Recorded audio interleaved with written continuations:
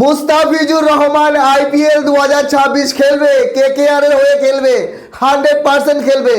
বাংলাদেশ আমাদের শত্রু রাষ্ট্র না, বাংলাদেশ আমাদের মিত্র রাষ্ট্র। বিসিসিআই সাফ জানিয়ে দিল, ভারত সরকারের তরফ থেকে কোনো আমাদের নোটিফিকেশন আসেনি যে বাংলাদেশের কোনো ক্রিকেটারকে নিষিদ্ধ করতে হবে আইপিএলে। তার মানে কি?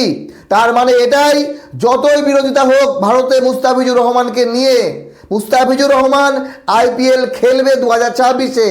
যদি বাংলাদেশ ক্রিকেট বোর্ড মনে করে যে না, মুস্তাফিজুর রহমানের ভারতে যাওয়া সেফ, তো মুস্তাফিজুর রহমান একজন বাংলাদেশি ক্রিকেটার, আর বাংলাদেশ আমাদের মিত্র রাষ্ট্র। কূটনৈতিক সম্পর্ক বাংলাদেশের সঙ্গে আমাদের যথেষ্ট ভালো, তাহলে কোনো প্রশ্নই আসে না মুস্তাফিজুর রহমানকে আইপিএল থেকে বাদ দেওয়া।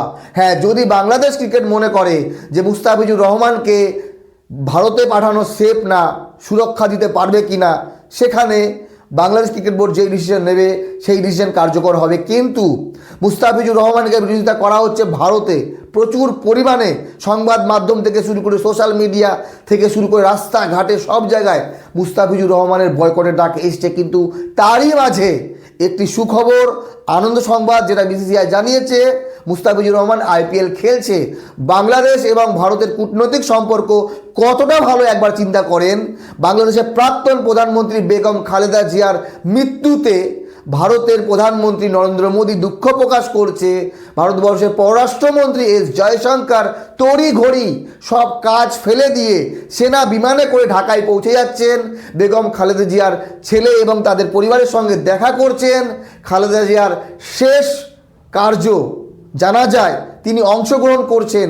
এটাই হচ্ছে ভারত এবং বাংলাদেশের বন্ধুত্বপূর্ণ ভালোবাসা সরকার মহলে, কূটনৈতিক মহলে।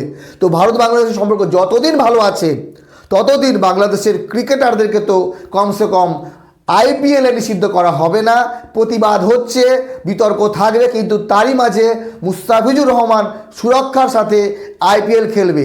আর যারা বিশৃঙ্খলা সৃষ্টি করার চেষ্টা করবে তাদেরকে কঠোর হাতে দমন করবে ভারত সরকার, ভারতের আইনি ব্যবস্থা, পুলিশ প্রশাসন।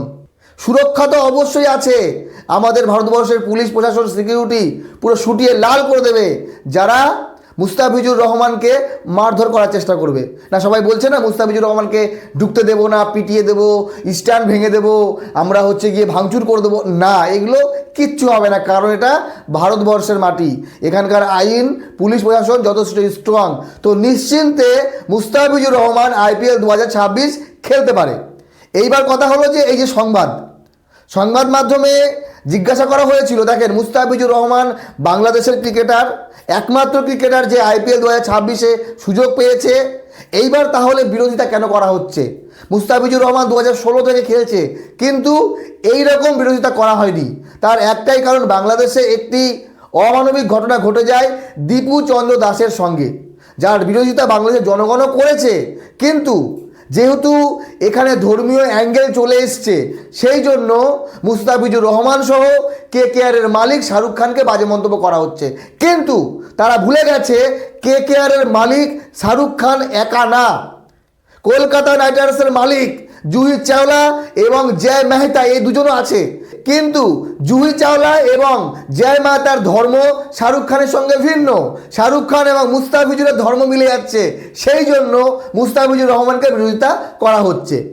তো বিষয় হলো যে ভারত এবং বাংলাদেশের সম্পর্ক বন্ধুত্বপূর্ণ, তা না হলে বেগম খালেদা জিয়া, যে কিনা বাংলাদেশের প্রাক্তন প্রধানমন্ত্রী ছিলেন, অপোজিশন লিডার ছিলেন, ওনার মৃত্যুতে ভারতবর্ষের প্রধানমন্ত্রী নরেন্দ্র মোদী দুঃখ প্রকাশ করেছে। এমনকি পররাষ্ট্রমন্ত্রী এস জয়শঙ্কর সেনা বিমান নিয়ে তড়িঘড়ি বেগম খালেদা জিয়ার জানাজায় পৌঁছে গেছেন শেষ শ্রদ্ধা জ্ঞাপন করতে। এটাই হচ্ছে বাংলাদেশ এবং ভারতের ভালোবাসা। হ্যাঁ, বাংলাদেশের কিছু রাজনৈতিক নেতা, কিছু জনগণ খুবই কুমন্তব্য করে ভারতকে নিয়ে, তেমনই ভারতেও কিছু মানুষ, কিছু জনগণ বাংলাদেশকে নিয়ে কুমন্তব্য করে। এর বাইরে ভারত এবং বাংলাদেশের মেন যে সরকার মহলে, কূটনৈতিক মহলে বন্ধুত্বপূর্ণ সম্পর্ক আছে, ছিল, কতদিন থাকবে জানি না, কিন্তু আপাতত ভারত সরকার গ্রিন সিগন্যাল দিয়েছে। এখনও পর্যন্ত জানায়নি বিসিসিআইকে যে ভাই এইরকম কোনো ব্যাপার থাকলে আগেই মানা করতো। তো বাকি আপনাদের মতামত জানাবেন। মুস্তাফিজুর রহমানের খেলা উচিত কি না? দেখেন, মুস্তাফিজুর রহমান যদি এবার আইপিএল না খেলে তাতে আমারও কিছু যায় আসে না, তাতে ভারতের জনগণেরও কিছু যায় আসে না, বাংলাদেশেরও জনগণের কিছু যায় আসে না, এমনকি বাংলাদেশ ক্রিকেট বোর্ডেরও কিছু যায় আসে না। কিন্তু যদি খেলে তাহলে ভারত এবং বাংলাদেশের সম্পর্ক কতটা ভালো হবে একবার চিন্তা করেন। যেটা সোশ্যাল মিডিয়ায় কাদা ছড়াছড়ি হয় সেটা কিছুটা হলেও কমবে। বাংলাদেশের ক্রিকেট প্রেমী মানুষ, ভারতের ক্রিকেট প্রেমী মানুষ, তারা কিন্তু মুস্তাফিজুর রহমানকে পছন্দ করে। চেন্নাই সুপার কিংস যখন খেলছিল মুস্তাফিজুর রহমান, চেন্নাইয়ের প্রত্যেক ক্রিকেট প্রেমী মানুষ মুস্তাফিজুর রহমানকে ভালোবেসেছে, সাপোর্ট করেছে। তো ক্রিকেটের রাজনীতি জোর জবরদস্তি ঢোকানো হচ্ছে, ধর্ম জোর জবরদস্তি ঢোকানো হচ্ছে।